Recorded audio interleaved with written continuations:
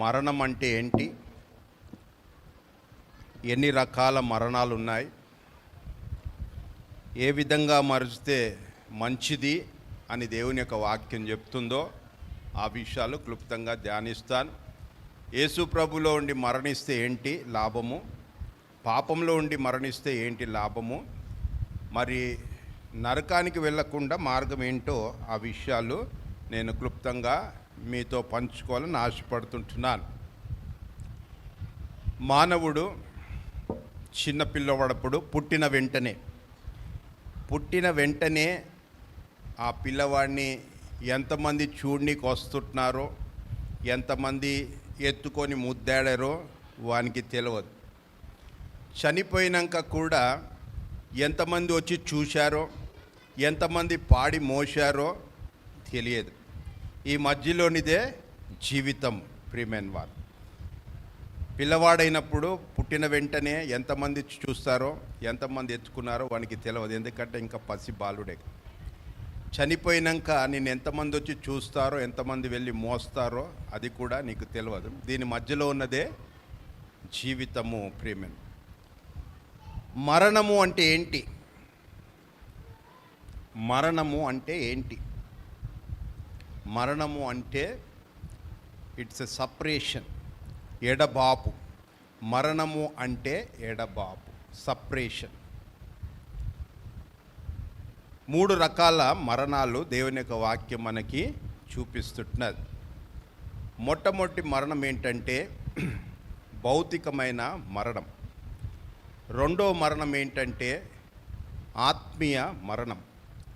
మూడవ మరణం ఏంటంటే నిత్య మరణం, అంటే ఎటర్నల్ డెత్, నిత్యమైన మరణం.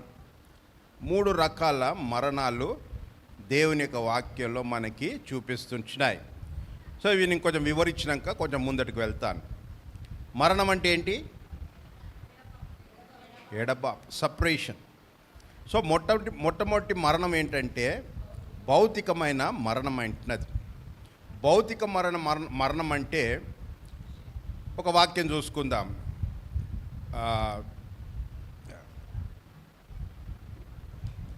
మరి ప్రసంగి గ్రంథము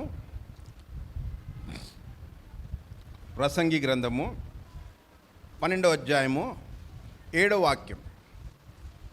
ప్రసంగి గ్రంథము 12వ అధ్యాయము 7వ వాక్యం చదువుతారా? మన్నైనది వెనుకటి వలనే మరలా మంటికి చేరునా, ఆత్మ తాను దయచేసిన దేవుని ఎద్దకి మరలా పోవును అని అక్కడ చూస్తుంటున్నారు. ఇక్కడ చూసినట్లయితే ఈ భౌతికమైన మరణము ఏమి సూచిస్తుందంటే ఈ శరీరము మట్టి శరీరము అని చెప్తుంటున్నది.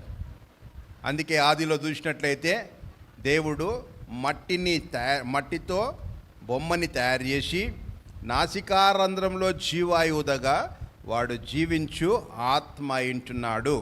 కాబట్టి దేవుడు ఏం చేశాడు? ఈ శరీరంలో, మానవుడి యొక్క శరీరంలో ఆత్మని పెట్టి ఉంటున్నట్టుగా చూస్తుంటున్నాం. కాబట్టి మానవుడు చనిపోయినాక, భౌతికంగా మరణించిన తర్వాత దేవుని యొక్క వాక్యం అంటుంది కదా, ఈ మట్టి శరీరము మట్టిలోకి కలిసిపోతుంది, ఆత్మ తాను పెట్టిన దేవుని దగ్గరికి వెళ్ళిపోతుంది. సపరేషన్ మనం చూస్తుంటున్నాం. దేనికి మనము సపరేషన్ చూస్తుంటున్నాము కదా? ఏం చూస్తుంటున్నాము? శరీరాన్ని విడిచిపెట్టి ఆత్మ వెళ్ళిపోతుంది. ఎప్పుడు? భౌతికమైన మరణము జరిగిన. ప్రియమైన వాళ్ళ చాలా జాగ్రత్తగా వినండి. ఈ మరణము జరిగినప్పుడు భయంకరంగా ఏడుస్తుంటాం. ఎందుకంటే మనం ఎంతో కలిసి ఉన్న మన ప్రియులు చనిపోవడము మనకెంతో బాధకరంగా ఉంటుంది కదా. భౌతికమైన మరణంలో చనిపోతే ఎంతో బాధకరంగా ఉంటుంది, చాలా ఏడుస్తాం. కానీ ఒక్కటి ఏంటంటే, నువ్వు రక్షించబడి చనిపోతే సంతోషంగా ఉండాలి. రక్షణ లేకుండా చనిపోతేనే బాగా ఏడవాలి. ఎందుకంటే చాలామంది చనిపోయిన వారి కొరకు ఏడుస్తుంటారు, కానీ ఒకవేళ వాడు రక్షించబడకుండా చనిపోతే ఎంత భయంకరమైన పరిస్థితి కదా. రక్షించబడి చనిపోతే మనకున్న విశ్వాసం ఏంటి? పరలోక రాజ్యంలో ఉంటాడు. చాలామంది ఏంటంటే వాడు చనిపోయాడు, అయ్యో వెళ్ళిపోయాడు అంటున్నారు, కానీ అరే వాడు పాపంలో చచ్చిపోయాడు అనే ఏడుపు ఎవరు ఏడవరు చాలా మటు. ఏదేమైనప్పటికీ ప్రియమైన వాళ్ళారా, భౌతికమైన మరణంలో ఎడబాపు ఏంటంటే శరీరాన్ని విడిచిపెట్టి ఆత్మ వెళ్ళిపోతుంది దేవుని దగ్గరికి అన్న విషయాన్ని మనం చూస్తుంటున్నాం. రెండోదిగా చూసినట్లయితే ఆత్మీయ మరణం. ఆత్మీయ మరణం ఏంటంటే ఒక వాక్యం చూసుకుందాం. ఎఫెసీయులకు రాసిన పత్రిక 2వ అధ్యాయం 1వ వాక్యం. ఎఫెసీయులకు రాసిన పత్రిక 2వ అధ్యాయం 1వ వాక్యం. అపరాధముల చేతను పాపముల చేతను మీరు సచ్చిన వారు. చాలండి. ఏంటంట? అపరాధములతో పాపములతో చచ్చిపోయిన స్థితి. ఆత్మీయ మరణం ఏంటంటే పాపము చేసినట్లయితే నీ ఆత్మ చనిపోతుంది. నీవు దేవుని వాక్యానికి వ్యతిరేకంగా జీవించినట్లయితే నీ ఆత్మ చనిపోతుంది. నీవు దేవునికి దూరంగా వెళ్ళిపోతే నీ ఆత్మ చనిపోతుంది అని దేవుడి యొక్క వాక్యం చెప్తుంది. అందుకే అంటాడు కదా, ఏమంటాడు అక్కడ? అపరాధములతో పాపంతో సచ్చిన వారం అంటున్నాం కదా. ఆత్మ సంబంధమైన మరణం. చిన్న ఉదాహరణ చెప్తాను దీనికి మీకు అర్థం కావాలని. దేవుడైన యెహోవా ఆదిలో ఆదాముని అవ్వని చేశాడు. చేసినాక ఒక చక్కని ఏదైనా వనంలో వాళ్ళు పెట్టారు. పెట్టినాక దేవుడు వారికి ఆజ్ఞ ఇచ్చారు, అయ్యా ఈ అన్ని చెట్ల ఫలాలు తినండి, ఈ చెట్టు ఫలం తినకండి. ఈ చెట్టు ఫలం తిన్న రోజున మీరు నిశ్చయంగా మరణించెదరు అని చెప్పింటున్నారు. తర్వాత అపవాది చేత వాళ్ళు శోధించబడి వాళ్ళు ఏం చేశారు? ఆ చెట్టు పండు తిన్నారు. తిన్నాక చల్లపూటన సాయంత్రం వేళ దేవుడైన యెహోవా వచ్చి, ఆదామా నువ్వెక్కడా అని చెప్పినప్పుడు చెట్ల చాటున దాగున్నా అని చెప్పాడు. ఇప్పుడు దేవుడైన యెహోవా ఏం చెప్పాడు? ఆ ఫలము తిన్న రోజున నువ్వు చచ్చిపోతావు అని చెప్పాడు. చచ్చిపోయారా?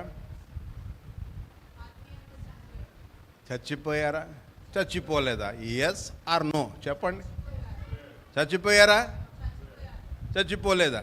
కదా, రెండు కూడా ఉంటాయి. చచ్చిపోయారు, చచ్చిపోలేదు. అరే బ్రతికే ఉన్నారు కదా. కదా ప్రియమైన వారు, ఇక్కడ మనం ఏం చూస్తున్నామంటే ఆత్మీయ మరణంలో మనిషి బ్రతికే ఉంటాడు శరీర సంబంధం, కానీ ఆత్మ చనిపోతుంది అన్న విషయాన్ని జ్ఞాపకం చేసుకో. ఇంకా నీకు ఈజీగా కావాలంటే పిల్లల మీద కోపం వచ్చినప్పుడు అరే సచ్చినోడా ఇటు రా అంటాం. వాడు నిజంగా చచ్చాడా? మన కోపం వ్యక్తపరుస్తుంటున్నాం అక్కడ.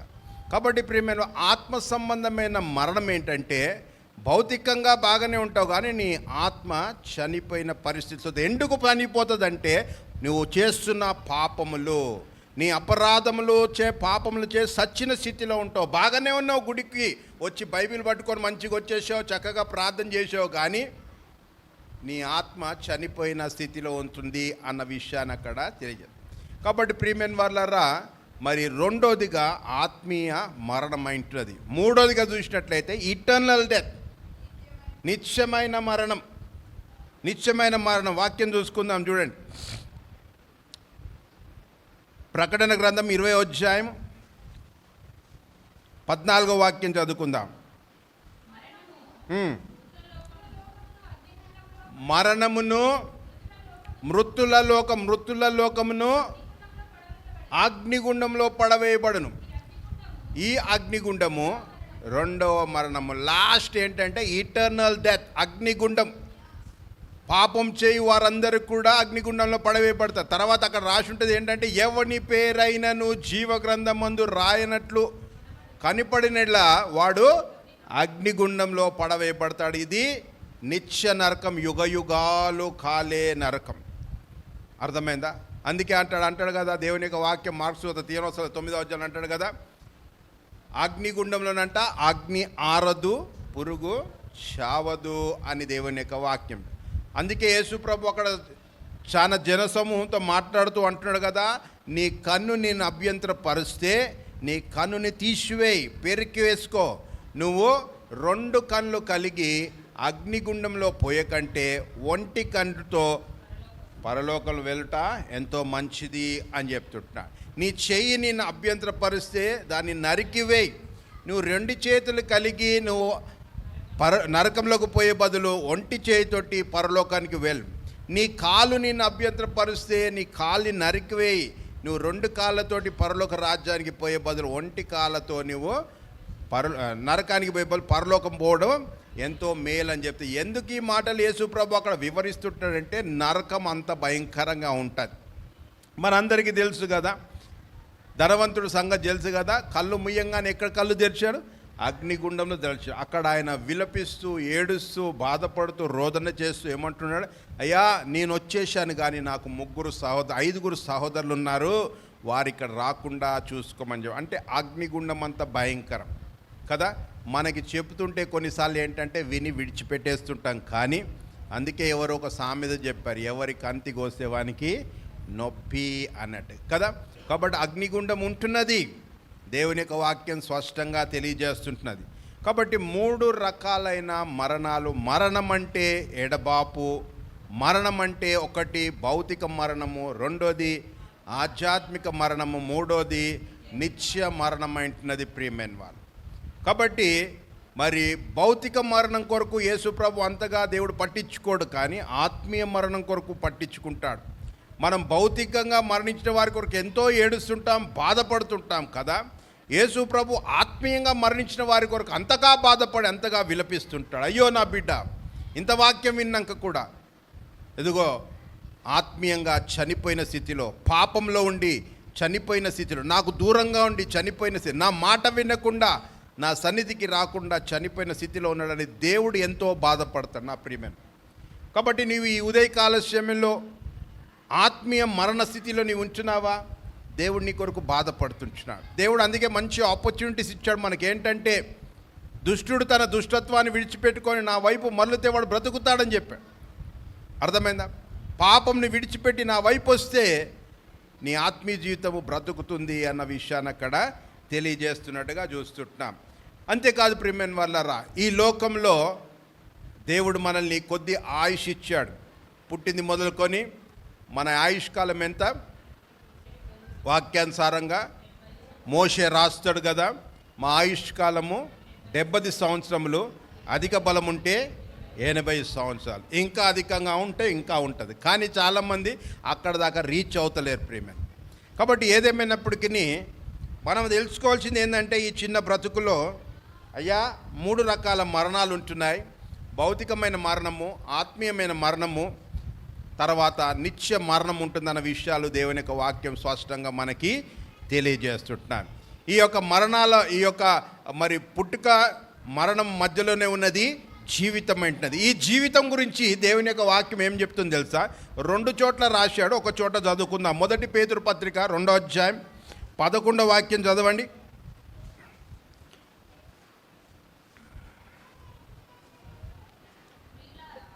మొదటి పేతురు 2వ అధ్యాయము 11వ వాక్యం. ప్రియులారా, మీరు పరదేశులను యాత్రికులైనై ఉన్నారు గనుక ఆత్మకు విరోధముగా పోరాడు శరీరాశలను విసర్జించండి. మీరేమంటున్నారంటే ఇక్కడ వెరీ క్లియర్. మళ్ళీ హెబ్రీయులకు రాసిన పత్రిక తీయనవసరం, అక్కడ కూడా రాసింది 11వ అధ్యాయం 13వ వాక్యం రాస్తుంది. ఏమని రాస్తుందంటే, ఇదిగో మీరు పరదేశులను. ఎక్కడ పరదేశులు? మనము ఈ లోకంలో. ఈ యొక్క మన యొక్క ఆయుష్ బాగా బలం ఉంటే 80 సంవత్సరాలు. అర్థమైందా? ఇంతే మన డ్యూరేషన్. అర్థమైందా? అయితే ఈ లోకంలో ఏంటంటే మనము యాత్రికులము, ప్రయాణం. ఈ సంగతి మర్చిపోకండి. ఏదో కూడేసేసుకోవాలా, ఏదో చేసేసుకోవాలా, నేను శాశ్వతం ఇక్కడ ఉంటానని ఎవరు అనుకోకండి. నీవు పుట్టినప్పటి నుంచి ఇప్పుడు దాకా చూస్తున్నావు కదా, పుట్టిన వాళ్ళందరూ చచ్చిపోతూనే ఉన్నారు. ఒకళ్ళు ముందట, ఒకళ్ళు వెనకాల. మన టైం ఎప్పుడో మనకు తెలియదు కదా. అందుకే దేవుని యొక్క వాక్యాలు ముందటే రాసి పెట్టేశాడు. నీ దినముల సంఖ్య ఆయన గ్రంథంలో రాసి ఉంటుందని 139వ దావీదు కీర్తన రాశాడు. అంతేకాకుండా మరి కీర్తనకాడు అంటాడు కదా, మా కాళ్ళ గతులు నీ వశంలో ఉంటున్నాయన్న విషయాన్ని కూడా దేవుని యొక్క వాక్యం రాసేసాడు. మనం యాత్రికుల ప్రయాణంలో నువ్వు ఎంత పొద్దుగా లేచి సాయంత్రం దాకా ప్రయాసపడుతూ పని చేస్తూ ఇష్టానుసారంగా జీవిస్తున్నామేమో, దేవుని కొరకు ఒక నిమిషం జీవిస్తలేమేమో. ఆలోచించండి. నువ్వు ఎంత ఈ లోకంలో ప్రయాసపడినా, సొలొమోను, జ్ఞాని అయిన సొలొమోను రాస్తాడు కదా ప్రసంగి గ్రంథంలో, ఏమంటాడు? సూర్యుని కింద నరుని యొక్క ప్రయాసము వ్యర్థమే, వ్యర్థమే, వ్యర్థమే. అర్థమైందా? ఎవ్రీథింగ్ ఈజ్ వేస్ట్ అనేసి నువ్వు పని చేయకుండా ఇంట్లో అప్పనంగా కూర్చోవని కాదు. దేనికి దానికి సమయం ఉంటుంది. నువ్వు పని చేసే సమయంలో పని చేసుకోవాలా, పొట్ట పోషించుకోవాలా. ఈ పొట్ట పోషించుకోవడం ఒకవేళ ఆదాము వాళ్ళు పాపం చేయకుంటే అది కూడా మనకు ఫ్రీగానే ఉంటుండే. అర్థమైందా? ఆదాముకి ఇచ్చిన శాపం ఏంటి? నీవు భూమిని తవ్వి దాన్ని ఏం చేయి, దాంట్లో ఫలాలు ఫలించుకో, అవి నీకేమిస్తుంది, నువ్వెంత కష్టపడినా కానీ కచ్చపదులు ముళ్ళ తోటలు ఇస్తా అని చెప్పిట్టినది. అయినా కానీ వాటిని పెరికేసి మళ్ళీ చేసుకోవాలి, అది శాపమైంటున్నది. ఎనీహౌ, ఈ యొక్క లోకంలో మనం యాత్రికులను ప్రయాణమైంటమని దేవుని యొక్క వాక్యం మనకి తెలియజేస్తున్నాడుగా చూస్తాం. కాబట్టి చాలా భద్రంగా ఉండి యేసుని కలిగి మనం జీవించాలి. ఇప్పుడు తర్వాత ఏంటంటే, ప్రభులో ఉండి మరణించిన వారు ధన్యులని దేవుని యొక్క వాక్యం తెలియజేస్తుంది. చూడండి, మరి ప్రకటన గ్రంథం 14వ అధ్యాయము, ప్రకటన గ్రంథము 14వ అధ్యాయం 13వ వాక్యం చదవండి. ఇవన్నీ కూడా మనం తెలుసుకోవాలా. అంతటా ఇప్పటి నుండి ప్రభునందు మృతులైన వారు, ప్రభునందు మృతులు ధన్యులని రాయబడి ఉంటుంది. ప్రియమైన వాళ్ళ, ఇప్పటి నుండి ప్రభునందు మృతులైన మృతులు ధన్యులు. ఎవరి యందు మృతులైతే ధన్యులు? ఎవరి యందు కదా? దేవుని యందు మృతులైన వారు ధన్యులు. ప్రియమైన వాళ్ళారా, కాబట్టి దేవుని యొక్క వాక్యం మనకి తెలియజేస్తుంది అదే. నువ్వు ఒకవేళ పాపంలో మరణించినట్లయితే నువ్వు నరకానికి వెళ్ళిపోతావు. చూడండి, ఒకవేళ నువ్వు దేవుని అంగీకరించినాక, నువ్వు దేవుని అంగీకరించాలని బాప్టిజం తీసుకుంటున్నాను, నువ్వు వ్యభిచారంలో ఉండిపోయి చనిపోయినావు అనుకో, నరకానికి వెళ్ళిపోతావు. నువ్వు దేవునికి దూరస్తులుగా పాపంలో జీవిస్తే ఎలాంటి పరిస్థితి, నరకానికి వెళ్ళిపోతావు. అది గుర్తుపెట్టుకోండి. కాబట్టి ప్రియమైన వాళ్ళరా, రెండు విషయాలు ఉంటున్నాయి ఇక్కడ. మొట్టమొదటి ఏంటంటే, ప్రభునందు మరణించిన వారు ధన్యులు, ప్రభునందు మృతులైన వారు మృతులు ధన్యులు అని దేవుని యొక్క వాక్యం చెప్తుంది. దీని విషయంలో కొన్ని వాక్యాలు మీకు చూపిస్తాను, కొంతమంది జీవితాలను గురించి మీకు వివరిస్తాను. ఆ తర్వాత పాపంలో చనిపోతే ఏంటి అన్న విషయాన్ని కూడా నేను మీకు జ్ఞాపకం చేస్తాను. కాబట్టి ఇక్కడ అంటాడు కదా, ప్రభునందు మృతి నొందిన మృతులు ధన్యులు. యేసుక్రీస్తు ప్రభు వారి దగ్గరికి వచ్చి నీ పాపం ఒప్పుకొని పశ్చాత్తాపంతో నువ్వు విడిచిపెట్టి ప్రభు రక్తంలో కడగబడి నువ్వు బాప్టిజం తీసుకొని చక్కగా పరిశుద్ధంగా దేవునిలో జీవిస్తూ నువ్వు కనుముచ్చినట్లయితే నువ్వు ధన్యుడవు అని దేవుని యొక్క వాక్యం చెప్తుంటున్నది. చూడండి ప్రియమైన వాళ్ళరా, ఒక దైవజనుడు ఉంటున్నాడు. ఆ దైవజనుడి పేరు నేను చెప్పను, కానీ అతడు అనేకమైన పాటలు రాశాడు. అతను రాసిన పాటల్లో మనం కూడా పాడుకుంటాం. 2 పాటలు ఉన్నాయి. ప్రభు యేసు నా రక్షక, నొసగు కనులు నాకు, నిరతాము నేను చూడన్న పాట మనం పాడుకుంటాం. 2వ పాట కూడా మనం పాడుతుంటాం. ఏం పాట? యెహోవా నా బలమా, యథార్థమైనది నీ మార్గం అని పాట పాడుకుంటాం. ఆయన పేరు మరి జీ జాన్. ఆయన పేరు జీ జాన్. నేను ఇటీవల ఆయన యొక్క సాక్ష్యం వింటుండే. ఆయన సాక్ష్యం వింటున్నప్పుడు ఆయన బహుకాలం గడిచిన వృద్ధుడు అయింటున్నాడు. ఈ జీ జాన్ గారు చాలా దేవుని యందు భయభక్తులు గల బిడ్డ అయింటున్నాడు. అనేకుల్ని దేవునిలోకి నడిపించుంటున్నాడు. అనేక సంస్థలు ఉంటున్నాయి. ఆయన నెల్లూరు అతను.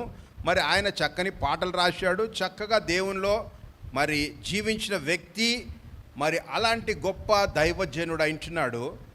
వృద్ధాప్యంలో వచ్చింటున్నాడు. వృద్ధాప్యంలో వచ్చినాక ఒకరోజు రాత్రిర 12 గంటల ఆ ప్రాంతంలో ఆయన లేచి స్నానం చేసుకుంటున్నాడంట. ఏంటండి? 12 గంటల ప్రాంతంలో ఆయన లేచి స్నానం చేసుకుంటూ పాటలు పాడుతుంటాడంట.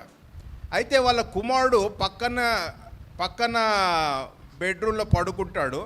ఆ పిల్లాడు వచ్చి, డాడీ ఏంటి నువ్వు మధ్యరాత్రిలో పాటలు పాడుకుంటూ స్నానం చేసుకోనికి సిద్ధపడుతున్నావు ఏంటి అని అడిగాడంట. అయితే తండ్రి అన్నాడంట, నేను ప్రభుని కలుసుకోవాలరా, I have a meeting with God అన్నాడంట. నాకు దేవునితోటి మీటింగ్ ఉన్నదిరా అని చెప్పాడంట. ఈ పిల్లోడు అనుకున్నాడు, నాయనకి నిజంగా కొంచెం చాదస్తం ఎక్కువైపోయింది అనుకొని ఆయన మరి గమ్మున వెళ్ళిపోయాడంట. పక్క రూమ్లోకి వెళ్ళిపోయి కొంచెం తలుపు తెరుచుకొని చూస్తున్నాడంటే ఏం చేస్తుంటాడు ఈ పెద్ద మనిషి అనేసి. ఈ పెద్ద మనిషి పాటలు పాడుకుంటా బాత్రూంలోకి వెళ్ళి చక్కగా స్నానం చేసుకొని వచ్చి మంచిగా సూటు గీట్ అన్నీ వేసుకొని, సూట్ వేసుకున్నాడంట, టై కట్టుకున్నాడంట, ప్యాంట్ వేసుకున్నాడంట, తర్వాత షూస్ వేసుకున్నాడంట. షూస్ వేసుకొని మంచం మీద పడుకున్నాడంట. అన్నీ వేసుకొని మంచం మీద పండుకున్నాడంట. పండుకున్నాక ఈ పిల్లోనికి అప్పుడు నిద్ర వచ్చేసిందంట. పడుకున్నాడంట ఈ పిల్లోడు కూడా. పడుకున్నాక పొద్దుగా లేచి చూడంగానే డాడీ అంటే ఏడి, డాడీ వెళ్ళిపోయింటున్నాడు. ప్రియమైన వాళ్ళారా, ఎందుకు ఈ మాటలు చెప్తున్నా అంటే, ఈయన మధ్యరాత్రి లేచి ప్రార్థన చేసుకొని, ఈయన సూటు బూట్ వేసుకొని చక్కగా పడుకున్నాడు. ఈ పిల్లోనికి అర్థమైతలేదు, కానీ ఆయనకు అర్థమైపోయింది. దేవుని బిడ్డలకి దేవుడి పిలుపు అర్థమైపోతుంది. అర్థమైందా? It's wonderful. పొద్దుగా లేచేటోళ్ళకి పిల్లోడు పరిచయం అవుతాడు. నేను మీటింగ్ అనుకుంటే ఏందో అనుకున్నా, నాకు అర్థం కాలేదు అనుకున్నాడు. మా డాడీకి కొంచెం త్యాజస్తాం అనుకున్నా, కానీ ఓహో daddy you have a meeting with గాడా. అర్థమైందా? ఎలాంటి పరిస్థితి అంటే, ఇక పొద్దుగా లేచి ఆయన శవానికి స్నానం చేయించి అవసరం లేకుండా కూడా హీఈస్ ప్రిపేర్డ్, ఆయన వెళ్ళిపోతుంటాడు అట్లా. ప్రియమైన వారు, ఇక్కడ చదువుకున్న మాటలు ఏంటంటే, అంటాడు కదా, ప్రభునందు మృతులైన వారు ప్రభులందు మృతినందు మృతులు ధన్యులు. అది అందరికీ రాదు. మా తాతగారు ఉండేవారు. ఆయన కూడా జనవరి 2, 1983 మా తాతగారు ఆ సెకండ్ రోజు రాత్రి మా ఇంటికి వచ్చాడు. మా ఇంట్లో మా అమ్మ చేపల కూర వండింది. అప్పుడు దాకా మా తాత కూర్చున్నాడు. పాపం అదే రోజు, అరే పైసలు లేవే పిల్ల అంటే పైసలు ఇస్తే పోయి కటింగ్ చేసుకొని వచ్చాడు, స్నానం చేసుకొని వచ్చాడు. మంచిగా సాయంత్రం కూర్చున్నాడు. 7 గంటల నుంచి కూర్చుంటే 9 గంటలుగా కూర్చొని ఆ మాటలు ఈ మాటలు చెప్పి బాగా నవ్వుకొని ఇంటికి వెళ్ళాడు ఆయన. ఇంటికి వెళ్ళినాక ఇక మా అమ్మ ప్లేట్లు వేసి, మా అమ్మ ఎప్పుడు కూడా అందరు 5 కూర్చొని తింటుంటే ఆ చేపల కూర వండింది, అందరికీ ప్లేట్లలో వేసింది. ఈ సమయంలోనే ఎవరు వచ్చి, అయ్యో తాతగారు బాగలేరంట అని చెప్పేసి వాళ్ళకి మేము మురికినాం. ఈ ప్లేట్లలో అన్నం వేసి అట్నే ఉండే. ఉరికితే ఏమైంది రా సంగతి అని అడిగితే, పిల్ల మీ ఇంటికి వెళ్ళి వచ్చాడు నాన్న, వచ్చినాక అన్నం తిన్నాడు, తిన్నాక ఇట్లా ఒరికి బైబిల్ చూసుకుంటున్నాడు, బైబిల్ పడిపోయింది. ఏమండి ఏమండి అంటే లెగలేదు. బైబిల్ చూసుకుంటున్నాడు, ఏమండి ఏమండి అంటే లెగలేదు. ఎందుకు ఈ మాటలు చెప్తున్నా అంటే, ప్రభునందు మృతులైన మృతులు. మనం ఎట్లా మృతి కావాలంట? దేవుణ్ణి తెలుసుకొని దేవునిలో జీవిస్తూ దేవునిలోకి వెళ్ళిపోవాలి. ఇంకో సంగతి చెప్పేసి ముందరికి వెళ్తాను. ఒక వృద్ధాప్యంలో ఉంటున్న ఒక వ్యక్తి ఉన్నాడు.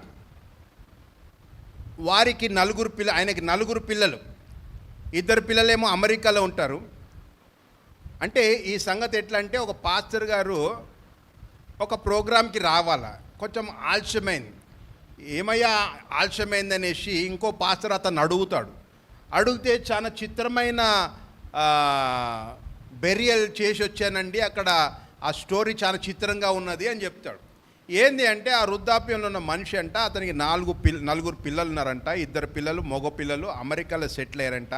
ఒక అమ్మాయి యూకేలో సెటిల్ అయిందంట, ఒక అమ్మాయి ఆస్ట్రేలియాలో సెటిల్ అయిందంట. ఈ నాన్నగారు ఫోన్ చేసి అందరికీ, అమ్మా మిమ్మల్ని అందరూ చూడాలన్నది నాకు, మీరందరూ వస్తారంటే వాళ్ళు 4 మాట్లాడుకొని ఓకే అనేసి ఒక డేట్ ఫిక్స్ చేసుకొని టికెట్లు బుక్ చేసుకొని అందరూ కూడా తండ్రి దగ్గరికి వచ్చారంట వాళ్ళ కుటుంబాలతో. వచ్చినాక మరి ఆ పెద్ద మనిషి చక్కగా వాళ్ళ డాడీ చక్కగా వాళ్ళతోటి ఎంజాయ్ చేశాడు, మంచి భోజనాలు తిన్నాడు, సంతోషంగా ఉన్నాడు. అంత అయిపోయినాక అంటే ఈ ముందట ఏమన్నాడంటే, అమ్మా మీరందరు రండి, మళ్ళీ నేను ఈ లోకంలో ఉన్నప్పుడు మిమ్మల్ని చూసుకుంటానో లేదో అన్నప్పుడు వాళ్ళు వచ్చారు. ఇక నేను మిమ్మల్ని చూస్తానో లేదో నెక్స్ట్ టైం మీరు వచ్చినప్పుడు అనేసి ఆయన చెప్పాడు. చెప్పినాక వాళ్ళతో ఒక మాట చెప్తుంటాడు అన్నమాట. అమ్మా మీరందరూ వచ్చారు, మిమ్మల్ని అందరూ చూశాను, నేను మళ్ళీ మిమ్మల్ని చూస్తానో లేదో, కానీ ఒక్కటి మాత్రం చేయాలి మీరు.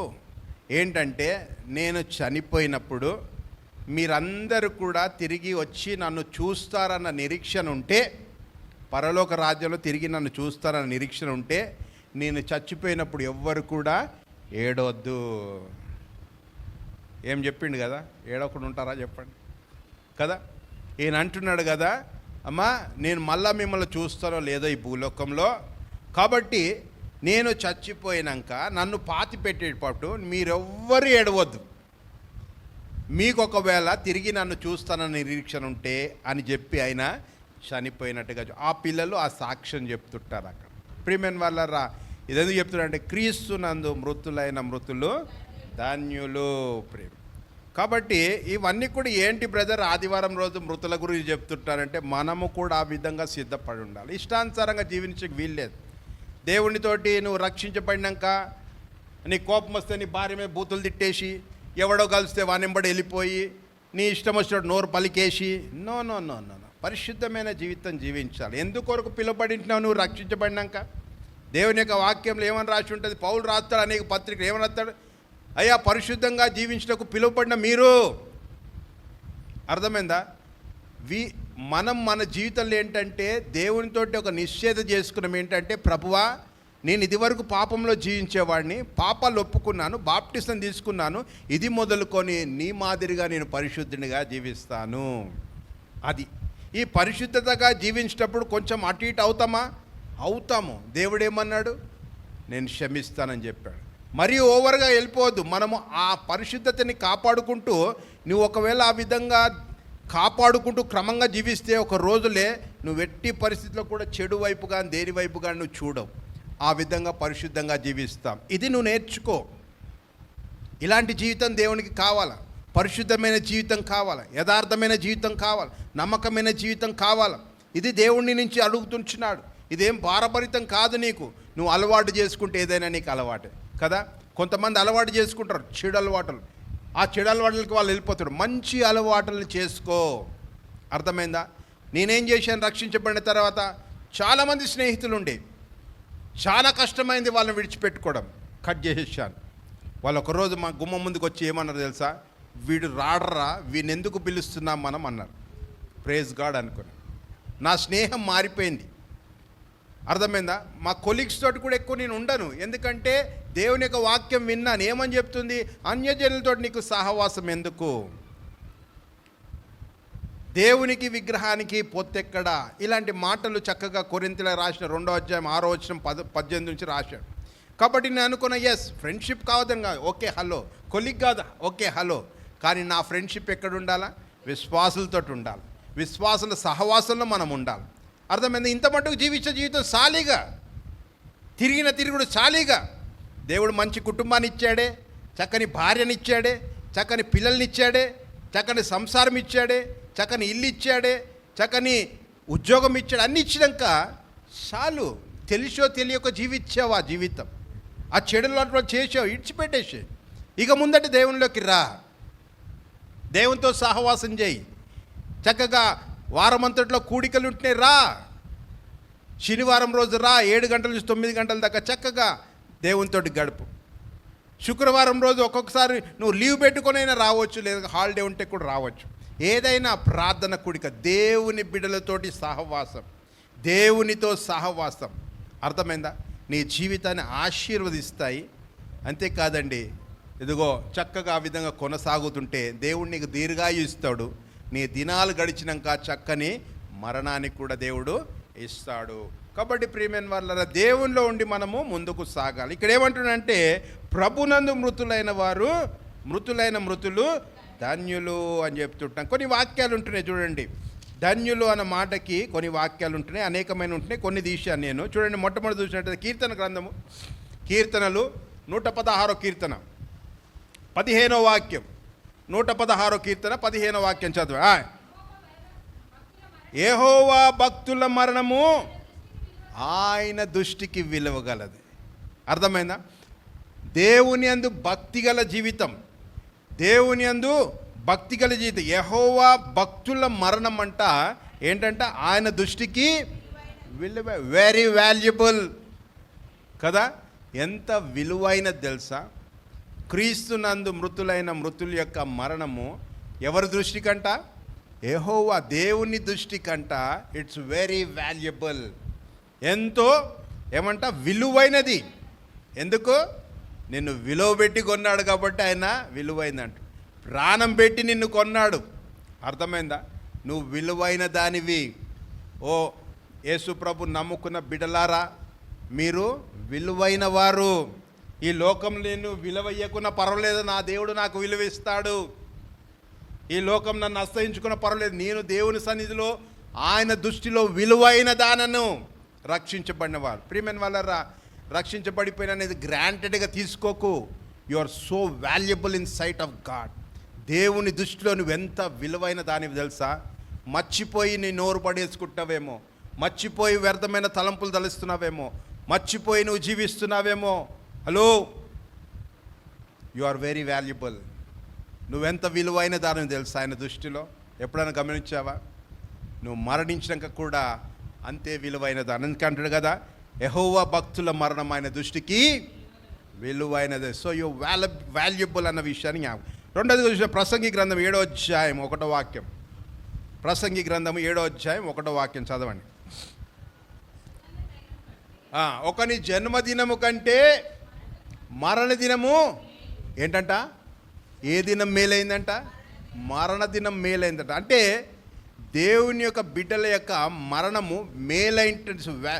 ఏమంటారు దాన్ని? మేలైంటున్నది. ప్రియమైన జన్మదినము కంటే ఏ దినము? మరణ దినం మేలు. ఎందుకంటే జన్మదినం ఇక్కడ చేసుకుంటాం, మరణిస్తే బర్త్డే అక్కడ అయిపోతుంది ఇక కదా. బంగారు వీధుల్లో దేవునితో కలిసి మనము ఉంటాం ప్రియమైన. అందుకే ఇక్కడ జ్ఞాని అయిన సొలొమోను రాస్తున్నాడు ఏంటంటే, డెత్ ఈజ్ మేలైనది అని రాస్తుంటున్నాడు. మరణం అంట రెండోది ఏంటి వింటున్నారా? మేలైనది. అర్థమైందా? మరణము మేలైంటున్నది. సస్తే బాగుండు అనుకొని సస్తే కాదు, పోయి నీ ప్రాణం తీసుకుంటే అది భద్రము. ఎవరైనా సూసైడ్ కానీ ఈ భారాలు భరించలేకపోయి సస్తను అనుకున్న వారు గుర్తుపెట్టుకోండి, డైరెక్ట్ నరకానికి పోతావు. అర్థమైందా? దేవుడు ఎప్పుడు పుట్టించాడో, ఎప్పుడు ముగిస్తాడో అప్పుడే మన జీవిత యాత్ర.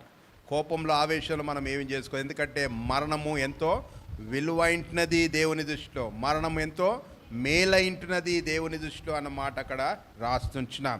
తర్వాత ఫిలిప్పీలకు రాసిన పత్రిక 21వ అధ్యాయం 21వ వాక్యం చదవండి. పౌలు అంటున్న మరణం గురించి. ఫిలిప్పీలకు రాసిన పత్రిక 1వ అధ్యాయం 21వ వాక్యం చదువుతారా? నా మటుకైతే బ్రతుకుట క్రీస్తే, చావైతే ఏంటంట? లాభం. నువ్వు ఏ లాభాల కొరకు చూస్తుంటున్నావు? ఇహ సంబంధంలో పైసల లాభాల కోసం చూస్తుంటావా? ఇంకేదో ఆస్తుల లాభం కొరకు చూస్తుంటున్నావా? ఏ లాభం అపేక్షిస్తుంటున్నావు నీవు?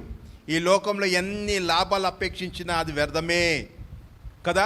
పౌలు అంటున్నాడు కదా, నా మట్టుకైతే బ్రతుకుట క్రీస్తే, నేను చచ్చిపోతే అది నాకు లాభము కదా. ఏంటండి లాభం అన్న మాట ఎక్కడ ఉపయోగిస్తారు ఎక్కువ? బాగా లావాదేవాలు వస్తుంటే నాకు లాభం వచ్చిందిరా, నాకు ఇంత వచ్చిందిరా, నేను ఇది చేసుకున్న లాభాలు సంపద. కానీ పౌలు దృష్టిలో ఏంటంటే, నేను బ్రతుకుట క్రీస్తే, చావైతే నాకు లాభము. మూడోది ఏంటండి? చావుని గురించి, క్రీస్తునందు మృతులైన మృతుల యొక్క మృతి ఏంటంటే లాభకరమైనది. నాలుగోదిగా చూసుకుందాం. యోహాను సువార్త 21వ అధ్యాయం 19వ వాక్యం. యోహాను సువార్త 21వ అధ్యాయం 19వ వాక్యం.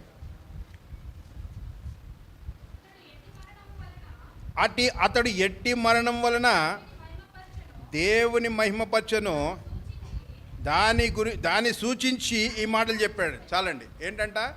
అతడు ఎట్టి మరణము వలన దేవుని మహిమపరచును, దాని గురించి సూచిస్తూ రాస్తుంటున్నాడు.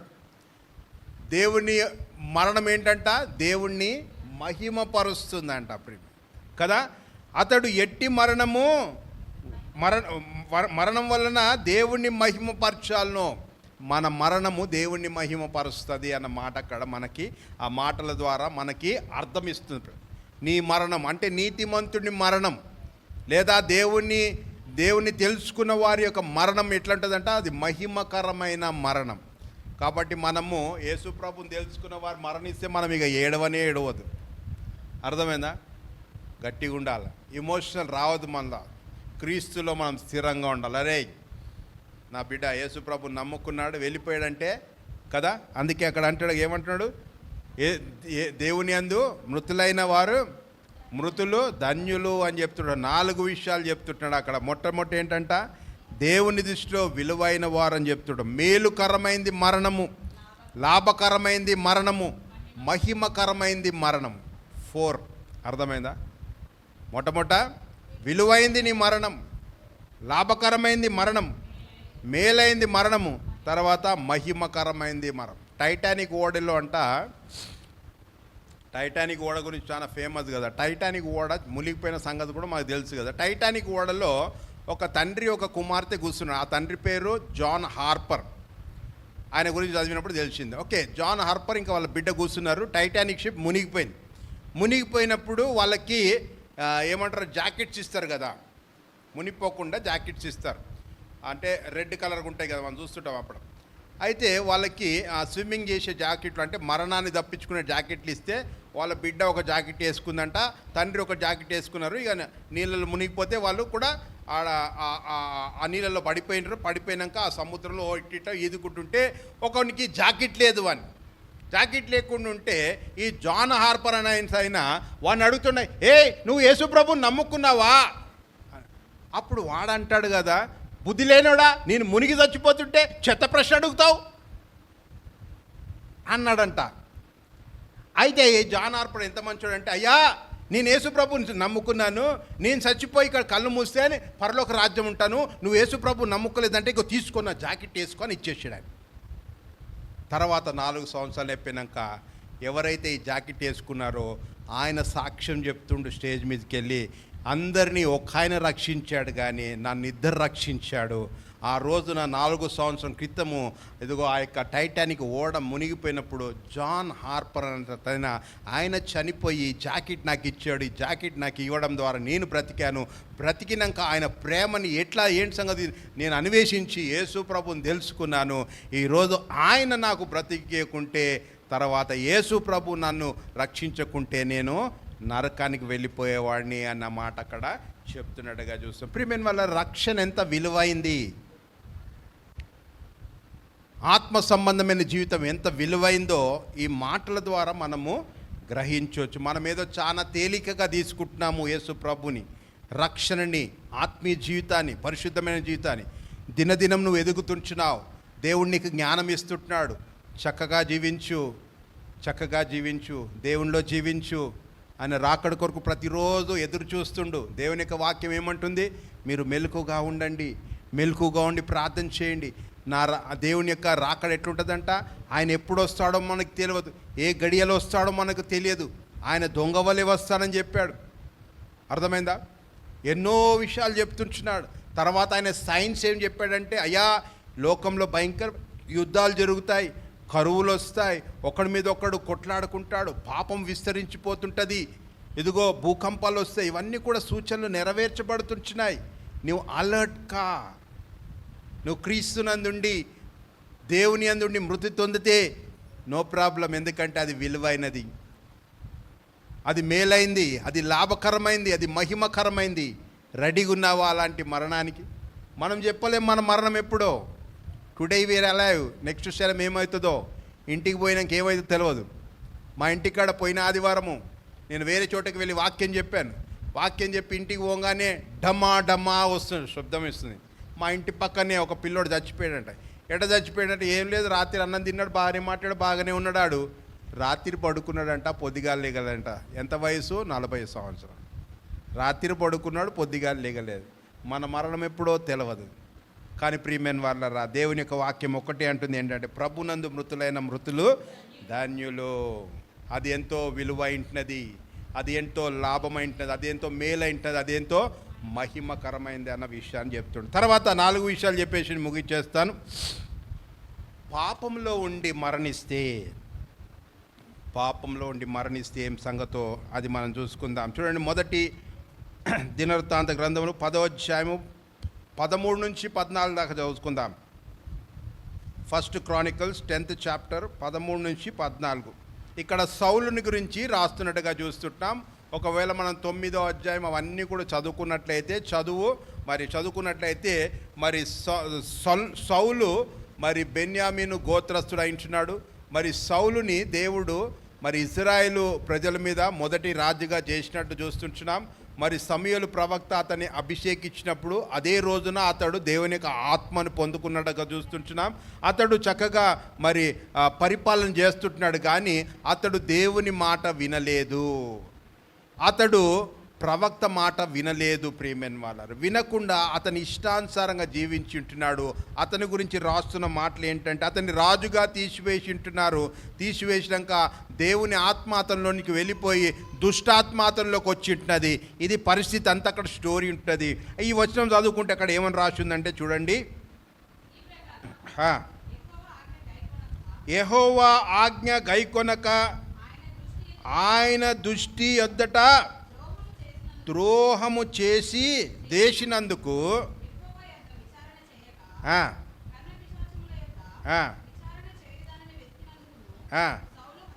సౌలు హతమాయను. సౌలు ఏం చేశాడంట? ఇక్కడ 2 పాయింట్లు రాసి ఉంటున్నాయి. మొదటి పాయింట్ ఏమంటున్నాడంటే అక్కడ యెహోవా ఆజ్ఞని గైకొనక ఆయన దృష్టికి ద్రోహము చేశారు. ప్రియమైన వాళ్ళారా, యెహోవా ఆజ్ఞలన్నీ కూడా మనకి బైబిల్లో రాసి ఉంటున్నాయి. నువ్వు ఒక్క ఆజ్ఞని కూడా పాటించకుంటే నువ్వేం చేస్తున్నట్టు? దేవుని దృష్టికి ద్రోహము చేస్తున్నావు. అర్థమైందా? సో వెరీ క్లియర్, అంతే. దేవుడు ఏం చేశాడు? సౌలుని చక్కగా రాజుని చేశాడు, దేవుని ఆత్మతో నింపాడు, అన్నీ చేసినాక సౌలు చేసేది ఏంటంటే దేవుని యొక్క ఆజ్ఞని గైకొనలేదు. అందుకే చెప్తున్నాను కదా, యెహోవా ఆజ్ఞని గైకొనక ఆయన దృష్టి ఎదుట ద్రోహము చేసినందుకు ఆయన ఇక దేవుడు ఆత్మ వెళ్ళిపోయింది కాబట్టి కర్ణపిశాచుల దగ్గరికి వెళ్ళారు కదా. చాలామంది వెళ్తుంటారు. ఎక్కడికి వెళ్తుంటారు? నేను అట్లా పోతున్నప్పుడు కొంతమంది వెళ్తున్నప్పుడు క్యూ కట్టుంటుంది. ఏంట్రా క్యూ? అయ్యా అన్నా, ఈరోజు అమావాస్య. ఈ అమావాస్య రోజు ఏం చేస్తారంటే ఆడవాడు కాలికి కడతాడు, నల్లతాడు. కాలికి మేడలో పీకురి, చేయిల కురి, సంకెళ్ళు వేస్తారు, చేయికి కాళ్ళకి బొండాలు వేస్తాడు కదా. ఎందుకు? ఎవరు దృష్టి పడకుండా. ఏమమ్మా నీ కోడలికి ఏదో నల్లతాడు కట్టినవి ఏంటి అంటే ఒక విశ్వాసం అడిగితే ఎవరు దృష్టి పడొద్దయ్యా అని కట్టుకుంటారంట. అయ్యమ్మా, దృష్టి పడొద్దంటే ప్రభువా నా కోడల మీద నీ గాయపడినస్తం ఉంచు, దానికంటే ఎక్కువ నాది నల్లతాడు. ఎవడ కడుతున్నాడు? ఆడు గట్టేస్తాడు, పోయి రాత్రిగా వ్యభిచారాలు చేస్తాడు, తాగుతుంటాడు. వాడికి ఏంటి? ఆమ్దాని కోసం. ఏడ రాసి ఉంది? ఏ గ్రంథం రాసి ఉంది? బైబిల్లో రాసి ఉందా? రోగం పోతుందంట ఇక్కడ కట్టుకుంటే, దృష్టి పడదంట ఇక్కడ కట్టుకుంటే. ఏమేమో అయితే కట్టుకుంటే ఆడ కూడా ఫాల్తుగాడు కట్టుకుంటే మనం కూడా పెట్టుకుంటాం, విశ్వాసులు కూడా పెట్టుకుంటాం. ఏమో చూద్దాం, అటు కాకుండా ఇటు కాకుండా. ఒక బస్ డ్రైవర్ని అడిగినా, ఏందయ్యా ఇంతమంది పెట్టినావు, యేసుప్రభు బొమ్మ సిలువ పెట్టినావు, ఇది పెట్టినావు, అది పెట్టినావు, ఇది పెట్టినావు, ఎవరిని నమ్ముతావు అంటే ఈయన కాకుండా ఈయన సార్, ఈయన కాకుండా ఈయన సార్, ఈయన కాకుండా ఈయన సార్, ఈయన కాకుండా ఈయన సార్ అంటున్నాడు. ఏమండి? దేవుడు ఒక్కడే, దేవుడికి నరుడికి మధ్యవర్తి ఒక్కడే, ఆయన ప్రభు అయిన యేసుక్రీస్తు. అర్థమైందా? ఇటు కాకుండా అటు సార్, అటు కాకుండా ఇటు సార్ కదా. దేవుని యొక్క వాక్యం ఏమంటుందంటే మీరు చల్లగానైనా ఉండండి, వెచ్చగానైనా ఉండండి, నులివెచ్చగుంటే అక్తూ అని ఊచేస్తాం భద్రం అన్నాడు. మనకి సామెత తెలుసు, 2 పడవల్లో కాలు పెడితే నట్టేటిలో. అవునా? 2 పడవల్లో కాలు పెడితే ఏం చేస్తాడు? నువ్వు ఇట్లా చేయగలుగుతావా? ఇది ఇటు పోతే ఇది పోతే నువ్వేం చేస్తావు మధ్యలో? కాబట్టి ప్రియమైన వల్ల చాలా భద్రం. ఇక్కడ సౌలు జీవితాన్ని గురించి మనం చూసినట్లయితే సౌలు దేవుని ఆజ్ఞని గైకొనక ద్రోహము చేశాడు. ఇంకా ఏమంటాడు అక్కడ? ఆయన యెహోవా ఆజ్ఞని గైకొనక దేవుని దృష్టికి ద్రోహము చేశాడు. దేవుని యొక్క ఆజ్ఞలని గైకొనకుంటే దేవుని దృష్టికి నువ్వు ద్రోహివే. ఏమైపోయింది అక్కడ లాస్ట్కి ఏమంటున్నాడు? సౌలు హతము చేయబడి. ఎట్లా హతం చేయబడ్డాడు? సౌలు యుద్ధం చేస్తుంటున్నాడు, దేవుని ఆత్మ లేదు, పాడలేదు, పిశాచులు వచ్చి ఆయనకి. ఈయన పోయి ఎంక్వైరీ చేసింది కూడా వాళ్ళ దగ్గరనే కదా, తాడు కట్టేటువంటి దగ్గర పోయిండు. అయితే ఏమైపోయింది? ఇక యుద్ధంలో ఓడిపోతున్న సంగతి తెలుసు, శత్రు చంపేస్తాడని తెలుసు కాబట్టి ఇజ్జత్కి సవాల్ అనేది పక్కన అరే వాని యొక్క బాణాలు పట్టు, నువ్వుకెరా ఇగో నన్ను చంపేరా కత్తితోటి అంటాడు. నేను చంపను రాజా, నాకెందుకు వచ్చింది అంటాడు.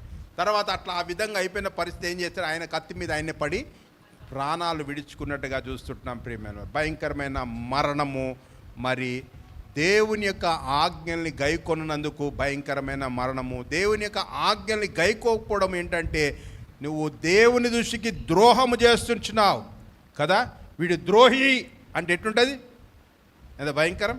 దేవుని దృష్టిలో భద్రం. నువ్వు ఏ చిన్న తప్పు చేసినా ఏ చిన్న ఆజ్ఞని, ఇందులో అల్పమైన ఏ ఆజ్ఞని నీవు చేయకున్నది పాపమే అని దేవుని యొక్క వాక్యం రాసింది. కాబట్టి ప్రియమైన వాళ్ళ మొదటిగా అది. రెండోదిగా చూసినట్లయితే అపోస్తుల కార్యము 5వ అధ్యాయం 1వ వాక్యం మనకు తెలిసిందే. హనన్య సపిరా అని ఇద్దరు భార్య భర్తలు ఉంటున్నారు. ఆ యొక్క వాక్యం రాసిన మనకు తెలుసు కదా ఏం చేశారు వాళ్ళు. వీళ్ళు ఏం చేశారు, ఆ దినాల్లో ఏంటంటే అందరూ కూడా తమ యొక్క ఆస్తులను అమ్ముకొని తీసుకొచ్చి అపోస్తుల కాళ్ళ ఎదుట పడేస్తుంటున్నారు. ఆ పడేసిన ఆ యొక్క ఆస్తులన్నీ కూడా ఏం చేస్తున్నారు, వీళ్ళకి అందరికి ఇచ్చి సమానంగా చూసుకుంటూ అందరు ఈక్వల్గా ఉంటున్నాడు. అయితే వీళ్ళు ఏం చేశారంటే, వీళ్ళు కూడా ఈ హనన్య సఫర్యా అని వారి ఆస్తులను అమ్మేసి భార్య భర్తలు ఇగోనే మనమంతా తీసుకెళ్ళి చర్చిలో వేసేస్తాము, మరి పాస్టర్ మనకి కావాల్సినప్పుడు ఇస్తాడో ఇయ్యడో, ఎందుకైనా మంచిది, కొంచెం మనం ఉంచుకుందాం. అవునే, నువ్వు చెప్పింది కూడా కరెక్టే. దశంభాగం అంత ఎందుకు ఇవ్వాలి మనము కదా. 5,000 వస్తుంటే మనం 500 ఎందుకు ఇవ్వాలా, 10,000లో వస్తుంటే మనం 1,000 రూపాయలు ఎందుకు ఇవ్వాలా, 500 ఇస్తే చాలే. వీళ్ళు మాట్లాడుకుని అంటే డిస్కషన్ అనమాట.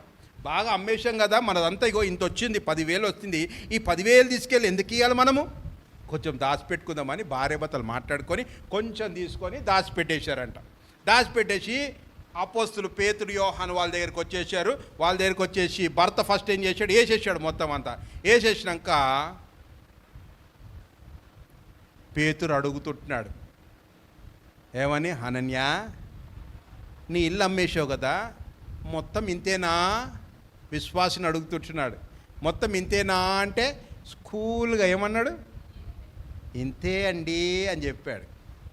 అప్పుడు పేతురు ఏమన్నాడు తెలుసా, అయ్యో చదవమ్మా, నువ్వు మనుషులతో కాదు, ఎవరితోటంట, దేవునితో. అర్థమైందా, నాకు తెలియకపోవచ్చు. అర్థమైందా, పేతురు అంటున్నాడు, నీవు ఏం అమ్ముకున్నావు నాకు తెలియదు నాయన, కానీ నువ్వు అమ్మింది ఇంతేనా అంటే ఇంతే. అంటే పేతురు అంటున్నాడు, నువ్వు మనుషులతోటి కాదు దేవునితోటే. అర్థమైందా, దేవునికి అన్నీ తెలుసండి. నువ్వు అనుకుంటున్నావు నా రహస్యాలు ఎవరికి తెలుసు దేవుడికి, నా కుటుంబంలో జరుగుతుంది ఎవరికి తెలుసు దేవుడికి, నా మనసులో జరుగుతుంది ఎవరికి తెలుసు అనుకుంటావు కదా. దేవునికి తెలియదంటూ ఏమీ లేదు. Everything is transparent God, fear God. ఏమైపోయింది అప్పుడు అక్కడ పేతురు అంటాడు, అయ్యా దేవునికి వ్యతిరేకంగా, పరిశుద్ధాత్మ దేవునికి వ్యతిరేకంగా నువ్వు ఎందుకయ్యా ఈ పాపాన్ని చేసావు అన్నాడు. అంతే టక్కువని కింద పడి చచ్చిపోయాడు. ఆయన శవాన్ని ఈడ్చుకొని అట్లా పోతురు, అక్కడ దాకా పోయాను. అంతలోకి వాళ్ళ భార్య వచ్చింది. భార్య వచ్చినాక సేమ్ క్వశ్చన్, ఏ భద్రమే మనం ఇద్దరం ఒకటే మాట ఉండాలి, మళ్ళీ పాత దగ్గర లేదండి అన్నామనుకో కథమైపోతాం ఇద్దరం, మన అబద్ధం పట్టబడుతుంది కదా అనుకొని వీళ్ళిద్దరు మాట్లాడుకుర్రేమో.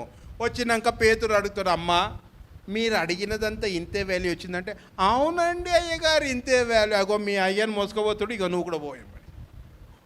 అర్థమైందా, ఇది ఎంతో భయంకరమైన. ఆ దినాల్లో దేవుని యొక్క తీర్పు అంత భయంకరంగా ఉంది. ఈ దినాల్లో దేవుడు అలాంటి తీర్పు తీరుస్తలేడు, కానీ దేవుడు అయ్యో నా బిడ్డ ఎందుకయ్యా పాపం చేస్తూ ఒడిగట్టుకుంటున్నావు అని బాధపడుతుంటాడు. అందుకే జ్ఞాని అయిన సౌలు రాస్తాడు, మనం చేసిన పాపానికి దేవుడు ఇమ్మీడియట్గా శిక్షిస్తే లోకంలో పాపం చేసేవారు ఉండరు అని జ్ఞాని అయిన సొలొమోను అంటున్నాడు. దేవుడేమంటాడు కదా, నేను వెంటనే శిక్షిస్తే అయ్యో నా ప్రజలు నేను చంపుకున్నట్టు, కాబట్టి వారిని క్షమిస్తా అని దేవుడు. అర్థమైందా, దిస్ ఈజ్ ద థింగ్ అనమాట. కాబట్టి జ్ఞానము కలిగిన మనము, దేవుని యందు భయభక్తులు కలిగిన మనము, దేవుని వాక్యం వింటున్న మనం ఎవరికో కాదు దేవునికి భయపడాలి. దేవునికి వ్యతిరేకంగా నేను అబద్ధం ఆడను, దేవునికి వ్యతిరేకంగా నేను అన్యాయం చేయను, దేవునికి వ్యతిరేకంగా ఏ కార్యం చేయను. అర్థమైందా, కాబట్టి ప్రియమైన వాళ్ళ ఆ విధంగా మనము జీవించాలి. ఇక్కడ ఏమైపోయిందంటే ఏం చేశారు వాళ్ళు, ఎంతో మంచిగా అపోస్తులలో కలిసి చక్కగా ప్రేయర్ అండ్ వర్షిప్, వాళ్ళ ఆ దినాల్లో ఎంత బాగుండే, ఇంటింటా కలుచుకునేవారు, రొట్టె విడిచిపోయేవారు, ఎంతో చక్కగా జరుగుతుండే పరిచర్య, చక్కగా అందరు ఎంతోమంది రక్షించబడుతుంటున్నారు. కానీ వీళ్ళలో ఏం దొరికిపోయింది, సైతాన్ దొరికిపోయి ఏం చేస్తున్నారు, ఇద్దరు కూడా వచ్చి దేవునికి వ్యతిరేకంగా అబద్ధాలు. దేవుడు పోషించగల శక్తి గల దేవుడు. అర్థమైందా, దేవునికి అసాధ్యమేం లేదు. నువ్వు టోటల్ విశ్వాసం దేవుని పెట్టు, దేవుని నమ్ముకుని నిన్ను దేవుడు విడిచిపెట్టే దేవుడు కాదు, గుర్తుపెట్టుకో. కాబట్టి వీళ్ళు ఏం చేశారంటే చిన్న ఆఫ్టర్ ఆల్ డబ్బు విషయంలో వాళ్ళు అబద్ధం ఆడి ఏం చేశారు, ప్రాణాన్ని కోల్పోయినట్టుగా చూస్తుంటాం. మూడవదిగా అపోస్తుల కార్యములు 12వ అధ్యాయం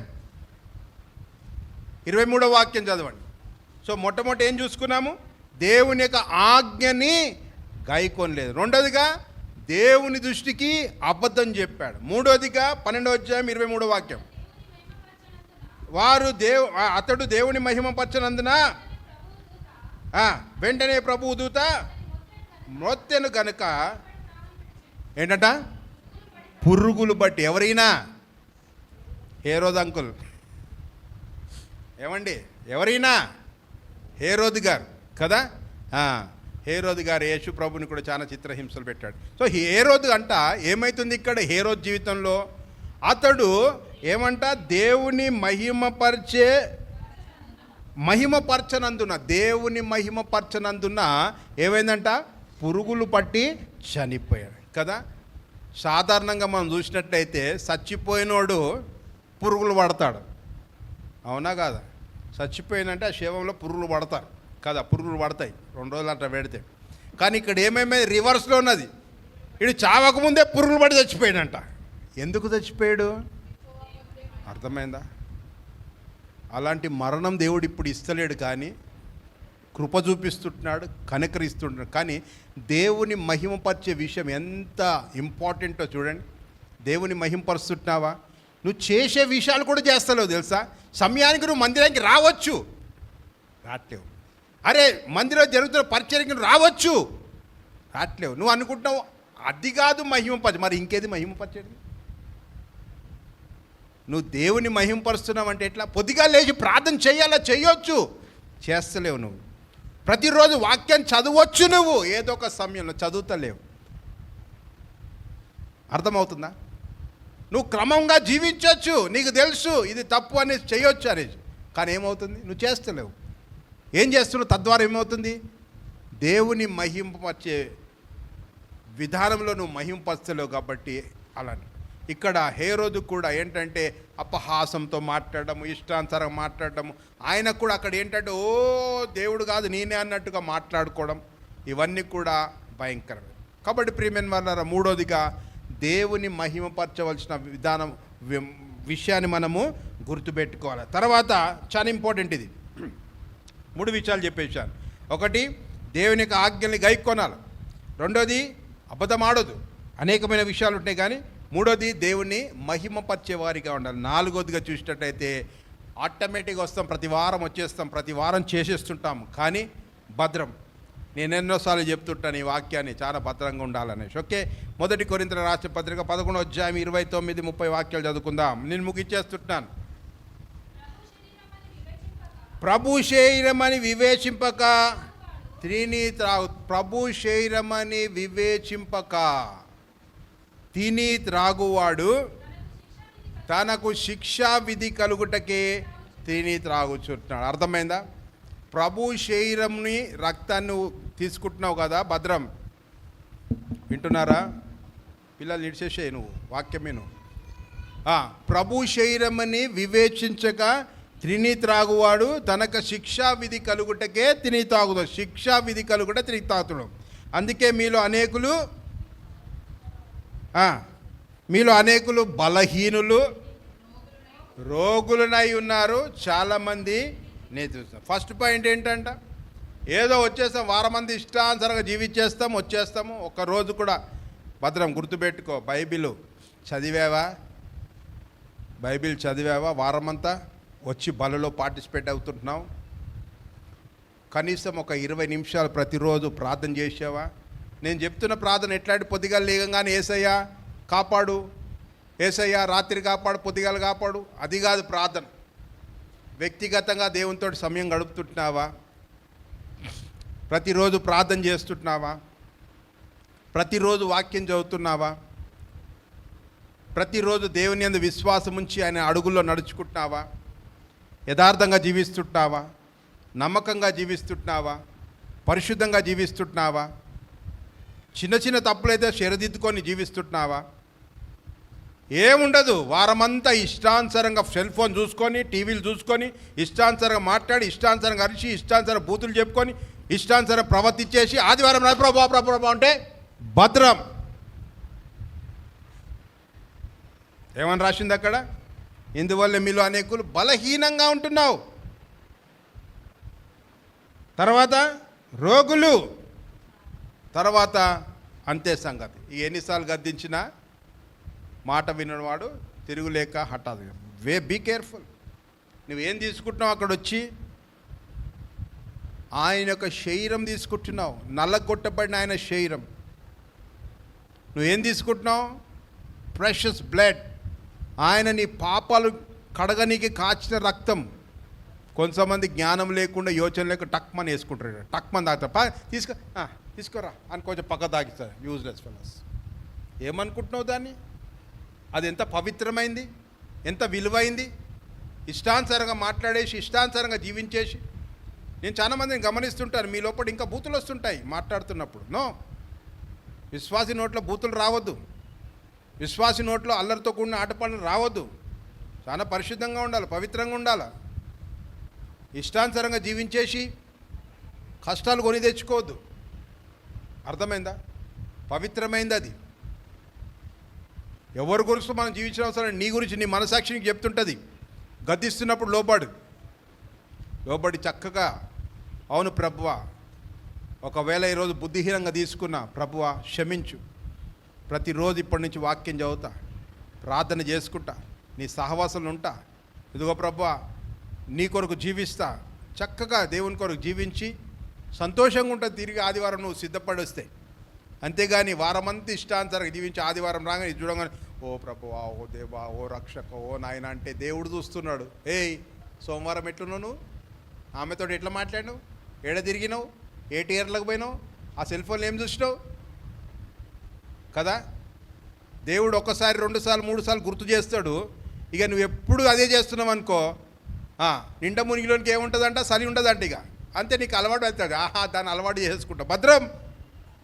ఆయన తిట్టిపోయాడు, చాలామంది నరకానికి పోతురని. నాకెంత పిచ్చి లేచిపోయిందంటే, ప్రభువా ఏంది నేను చెప్పాడు. మీలో వస్తున్న వారు అనేకులు, నిరీక్షణ ప్రేయర్ హౌస్కి వస్తున్న వారు అనేకులు నరకం పోయే మార్గంలో ఉన్నారని చెప్పిండు. అవునా కాదా? అవునా కాదా? నాకు దిమ్మ తిరిగిపోయింది. ప్రభువా ఏంది నాయన ఇంత ప్రయాసము. మోషేకి కూడా అదే చెప్పిండు దేవుడు. నువ్వు ఓకే మోషే, నువ్వు గమ్మునుండు అన్నట్టు చెప్పి.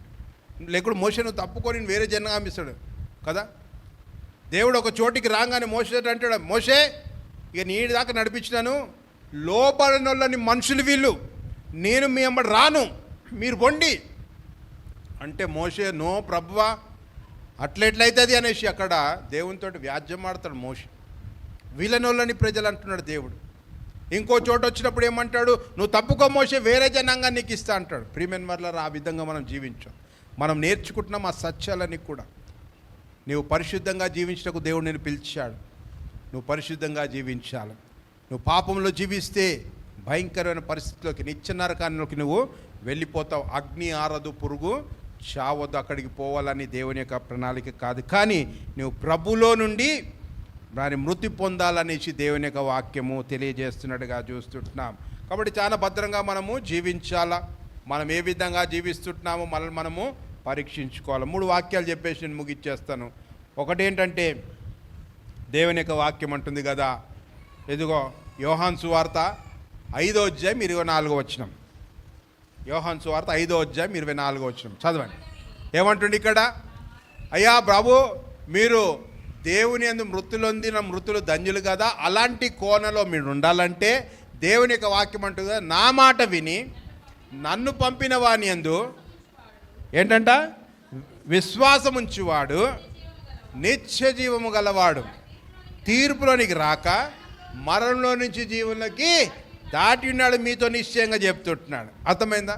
కాబట్టి నువ్వు దేవునిలో మరణించాలంటే దేవుని యొక్క వాక్యం ఏమంటుందంటే, ఈ నా మాటలు విని ఏమంటాడు అక్కడ? నన్ను పంపిన వానెందు విశ్వాసముంచి, మళ్ళీ చదువు ఫస్ట్ నుంచి. నా మాట విని నన్ను పంపిన వాని, నా మాట విని నన్ను పంపిన వాని అందంటే యేసు ప్రభు యందు విశ్వాసం ఉంచిన వారు నిత్య జీవం గలవారు. తీర్పులోనికి వాళ్ళు నిత్య జీవం గలవారు, నిత్య పరలోకంలోకి వెళ్ళిపోతారు. తీర్పులోనికి రాకుండా మరణంలోంచి జీవంలోకి ఎవరు దాటిస్తారు? యేసు ప్రభు రాచిస్తారు. యేసుక్రీస్తు ప్రభు వారు మన కొరకు ఈ లోకానికి వచ్చి ఆయన రాను మీద వేలాడబడి తన శరీరాన్ని నలగొట్టుకొని తన రక్తాన్ని చిందించి మనల్ని మరణంలోకి రాకుండా మనలోంచి మనల్ని ఆయన మరణం పొంది మనకి నిత్య జీవం అనుగ్రహించినాడు. ప్రియమైన వారు, ఇది యేసు ప్రభు చేశాడు. కాబట్టి యేసునందు విశ్వాసం ఉంచినట్లయితే ఇందాక చెప్పబడిన మాట ఏంటి? దేవుని అందు మృతి పొంది మృతులు ధన్యులు. అలాంటి ఆ గొప్ప భాగ్యము దేవుడు నీకు దయచేస్తాడు. ప్రసంగి గ్రంథంలో 12వ అధ్యాయం 1-2 వచనం అంటారు కదా, దుర్దినములు రాకముందే నీ ప్రభువుని స్మరణకు తెచ్చుకోమని చెప్తుంటున్నాడు. యెషయా భక్తుడు ఒక మాట రాస్తాడు, 55వ అధ్యాయం 6వ వచనం ఏం రాస్తాడంటే, యెహోవా మీకు దొరుకు కాలమందు ఆయనని వెదకండి అన్న మాట చెప్తున్నట్టుగా చూస్తుంటున్నాం. ఈ విధంగా అనేకమైన వాక్యాలు మనకు ఉంటున్నాయి. కాబట్టి దేవుని నమ్ముకుందాం, యేసు ప్రభు అన్న విశ్వాసం ఉంచుదాం, అప్పుడు మనకి నిత్య జీవం ఉంటుంది. అనేక విషయాలు తెలుసుకున్నాము. మరణం అంటే ఏంటి? ఎడబాపు. ఎన్ని రకాల మరణాలు ఉంటున్నాయి? 3 రకాల మరణం. ఒకటి భౌతిక మరణం, రెండోది ఆత్మీయ మరణం, మూడోది నిత్యమైన మరణం అంటున్నది. ప్రియమైన వాళ్ళారా, ఏ మరణం నొందితే ధన్యులము? ఏ మరణం నొందితే ధన్యులము? ప్రభునందు మృతి పొందిన మృతులు ధన్యులు. దేవుళ్ళు అంటే రక్షించబడిన వారు ధన్యులు. వాళ్ళ ధన్యతలు ఏంటి? వాళ్ళ యొక్క మరణం ఎలాంటిదంట? దేవుని దృష్టికి విలువైనది. మరణం ఏంటంటే మేలైనది, మరణము లాభకరమైనది, మరణము మహిమకరమైంది అని చెప్తున్నట్టుగా చూస్తుంటాం. ఒకవేళ పాపంలో చచ్చిపోతే ఎందుకు చచ్చిపోతారు? పాపంలో దేవుని మాట ఆజ్ఞని అతిక్రమించి మరి ద్రోహం చేసి ఉంటున్నాడు కాబట్టి మరణించినట్టుగా చూస్తుంటాం. అబద్ధం చెప్పి భార్యాభర్తలు మరణించినట్టుగా చూస్తుంటాం. తర్వాత దేవుని మహిమపరచవలసిన విధానంలో మహిమపరచలేదు కాబట్టి మరణించినట్టుగా చూస్తుంటాం. తర్వాత ఆయన శరీరము రక్తము మనం ఇష్టానుసారంగా తీసుకోదు, ఎందుకంటే ఒకరోజు నిద్రిస్తామన్న వాక్యం కూడా మనకి దేవుని యొక్క వాక్యంలో తెలియజేస్తుంది. కాబట్టి ప్రియమైన ఈ విషయాలు ఏంటంటే మన మనసులో పెట్టుకుందాం. మన మనసులో పెట్టుకొని మనం ఏ విధంగా జీవిస్తుంటామో ప్రతి క్షణము మనల్ని మనము పరీక్షించుకుంటూ చక్కగా దేవునిలోకి మనము ముందుకు సాగుదాం. తలలోంచి కళ్ళు మూసుకున్నట్టయితే ప్రార్థన చేసుకుందాం. విన్న వాక్యాన్ని బట్టి ప్రార్థన చేసుకుందాం. పరిశుద్ధుడా, ప్రేమగల తండ్రి, మీ ఘనమైన నామానికి స్తుతులు స్తోత్రం చెల్లించుకుంటున్నామయ్యా. మమ్మల్ని ప్రేమించి నాయన ఈ పునరుద్ధాన దినము జీవంగల మాటల ద్వారా అనేక విషయాలు నీ వాక్యం నుంచి సత్యాలని మాకు బయలుపరచావు. నీకు వందనాలు. విత్తపడిన వాక్యాన్ని ప్రభువా మా హృదయంలో నాటండి, నీరు కట్టి ఫలింపచేయండి. మేము వాక్యాన్ని విని విడిచిపెట్టేవారం కాకుండా తీర్మానం తీసుకొని నీ కొరకు జీవించే కృపని మాకు దయచేయమని, ఈ వాక్యము ప్రతి హృదయంలో ప్రభువా 30 అంతలుగా 60 అంతలుగా 100 అంతలుగా ఫలింపచేయమని నాయన నీకే కృతజ్ఞతలు చెల్లించుకుంటూ ఏసేపెట్టి ప్రార్థన వేడుకొచ్చినాను తండ్రి, ఆమేన్. చివరి ప్రార్థన ఆశీర్వాదంతో ముగించుకుందాం. మన మధ్యలో సునీల్ ఉంటున్నాడు, వచ్చి ప్రార్థన చేస్తాడు. తర్వాత ఆశీర్వాదంతో మనం ముగించుకుందాం. ప్రార్థన చేసుకుందాం. పరిశుద్ధుడా, ప్రేమగల పరలోకపు తండ్రి, జీవంగల కనికరంగల గొప్ప దేవా, నీ పాదాలకు స్తోత్రం నైనా. మొదటి ప్రార్థన మొదలుకొని చివరి ఆశీర్వాదం వరకు అన్ని విషయాల్లో మీరు మహిమ పొందారని విశ్వసిస్తున్నాం నైనా. పాటల ద్వారా మీరు మహిమ పొందారని, స్తుతి ఆరాధన వాక్యం ద్వారా మీరు మాతో మాట్లాడినందుకు నీకు వందనాలు చెల్లిస్తున్నాను తండ్రి. నైనా మీరు క్షమించగల దేవుడవు నైనా, నీకు వందనాలు చెల్లిస్తున్నాను తండ్రి. నేను వ్యక్తిగతంగా నోరారా మర్తన్ ప్రభా ప్రతి ఒక్కరి ఆరాధనలో మీరు ఆశీలైనందుకు నీకు వందనాలు చెల్లిస్తున్నాను తండ్రి. నైనా మా ఆరాధనను మర్తన్ ప్రభా నైనా మీరు స్వీకరించినందుకు నీకు వందనాలు చెల్లిస్తున్నాను తండ్రి. నైనా మర్తన్ ప్రభా శరీరాన్ని రక్తంలో పాలు పంచుకునే కృపను అనుగ్రహించారు, నీకు వందనాలు. ఎంతమంది అయితే ఇందులో చేయి వేశారో వారందరిని బట్టి నీకు వందనాలు చెల్లిస్తున్నాను తండ్రి. ఇంకా నువ్వు రక్షణలో విశ్వాసంలో బలపడుటకు ముందు కొనసాగుటకు సహాయం దయచేయండి తండ్రి. నైనా ఎవరైనా తెలిసి తెలియక అయోగ్యంగా అందులో పాల్గొన్నట్టయితే దయచేసి వారిని క్షమించండి. దాని గురించిన సత్యాన్ని మర్మాన్ని వాళ్ళు తెలుసుకునేలాగన, రక్షణ లేనట్టయితే రక్షింపబడి మర్తని ప్రభా అందులో చేయి వేసుటకు సహాయం దయచేయండి. నిశ్వాసం నిలబెట్టుకొని నైనా మాతో మాట్లాడిన మాటలన్నిటి బట్టి నీకు వందనాలు చెల్లిస్తున్నాను తండ్రి.